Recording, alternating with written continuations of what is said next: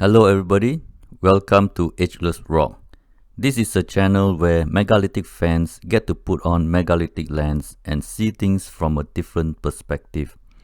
In this video, we are going to venture inside the fourth enclosure and see what is actually inside this mysterious temple where no one can boldly and confidently say this is a Buddhist temple. Let's check out the temple on the west of the Preah. It is called Preah. As a simple and direct translation from Google Translate, I would call this River of God Temple, but I think the locals would rather think of it as Sacred River Temple. This temple is located on the western edge of Preah. It is on the opposite end of Preah, where you can find Damre Temple on the southeast corner of the Preah. This temple is in total ruin and is in need of restoration.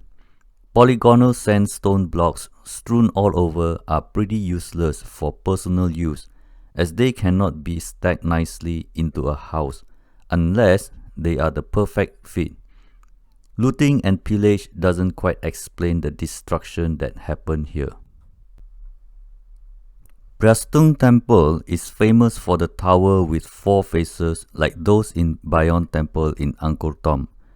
With all the splendid sandstone constructions around this temple, is it possible that we just have a tower with 4 faces?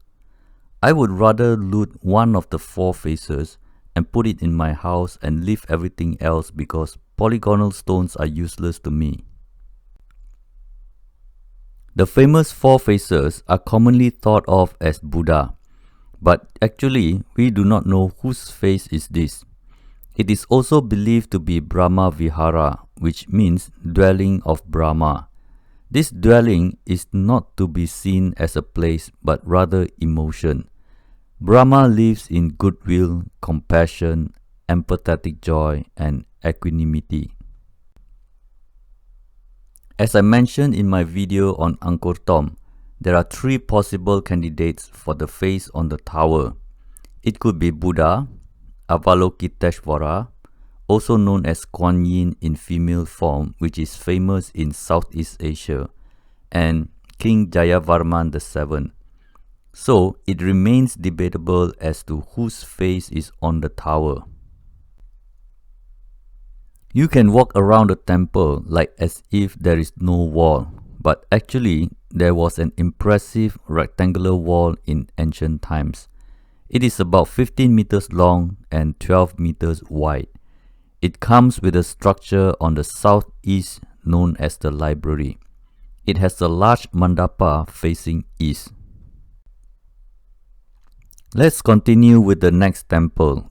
At about 200 meters south of Preah Temple, you can find Preah Temple. This is an impressive statue which was once in total ruin. It was rediscovered by Henry Mauger in 1939 with only the base.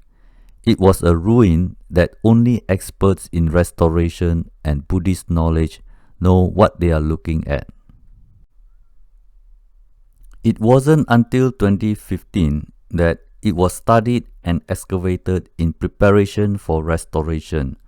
By July 2018, tourists get to see a 4-standing Buddha monument at 9.5 meters tall, facing 4 cardinal directions. It seems like this is the only 4-standing Buddha in the entire Cambodia. The naming of this temple is rather interesting. Mukh in Sanskrit means face.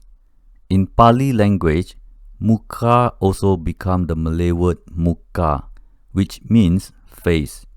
It is the same origin root word in Khmer. Chatu in Pali language means 4, but the Malay word empat is totally different.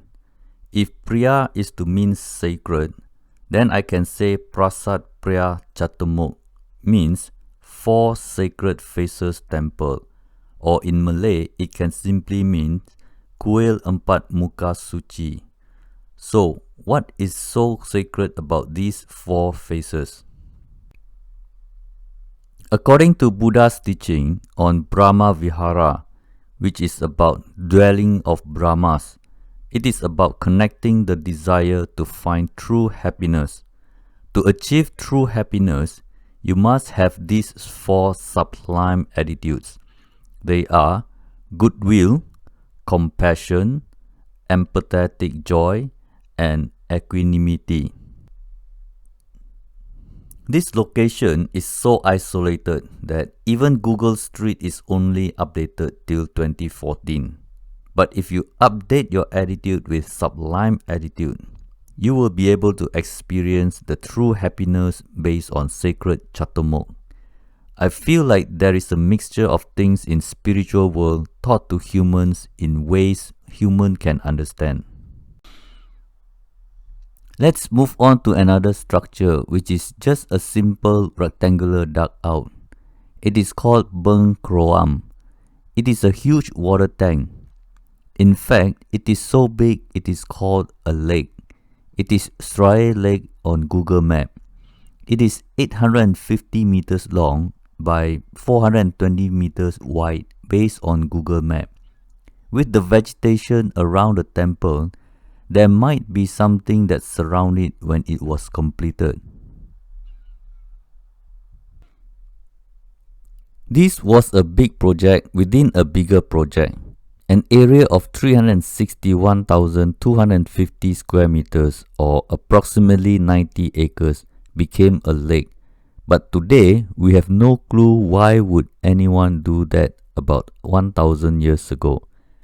Water tanks in ancient megalithic temples are a common feature. They are most likely related to generating positive energy than reservoir or swimming pool for the kings. This is what it looks like if you stand at the northeast corner of the Preah, looking at the southwest corner of the Preah direction. If you fill it up 2 meters deep, you will definitely think this is a lake. Archaeologists found a lot of slag and tried to link it as smelting activities to produce iron. But the problem is they were dated 15th century rather than 10th century. If you are at the east side of the Preah, you can clearly distinguish the left side with aquatic weeds while the right side has plants on solid ground. There is no stone structure built around it. I can only imagine ancient Cambodians dug a rectangular hole mindlessly for a long time to have water they cannot use during a drought because there is no drainage or water channel.